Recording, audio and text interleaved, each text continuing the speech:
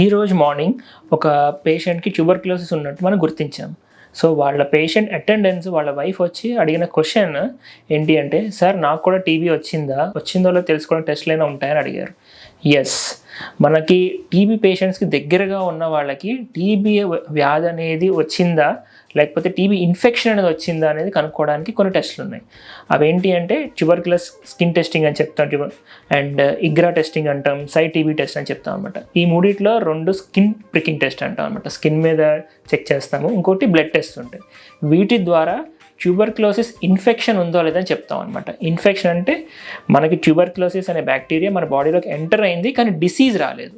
Disease వస్తే ఒక treatment, infection ఉంటే ఒక ట్రీట్మెంట్ అనమాట.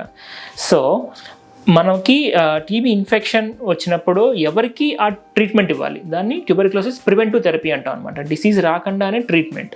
అది ఎవరికి ఇవ్వాలి అంటే ఎవరైతే హౌస్ హోల్డ్ కాంటాక్ట్స్ ఉన్నారో అది close contacts. House hold contacts అంటే ఇట్లాంటి రూమ్లోనే టీబీ పేషెంట్తో పాటు ఉన్నవాళ్ళు, లేకపోతే వాళ్ళతో పాటు 1 or more nights ఒకే రూమ్లో పడుకున్న వాళ్ళు కానీ ఇట్లాంటి వాళ్ళు హౌస్ హోల్డ్ కాంటాక్ట్స్ అంటాం అనమాట. ఆర్ ఎనీ ఇమ్యూనోసప్రెసెన్స్ ఉన్న వాళ్ళు, వీళ్ళకి టీబీ ఇన్ఫెక్షన్ ఉందో లేదని చెక్ చేసుకొని టీబీ ఇన్ఫెక్షన్ ఉంటే ట్యూబర్క్యులోసిస్ ప్రివెంటివ్ థెరపీ అంటాం. టీబీ డిసీజ్ రాకుండా మనకి ట్రీట్మెంట్ ఉందన్నమాట.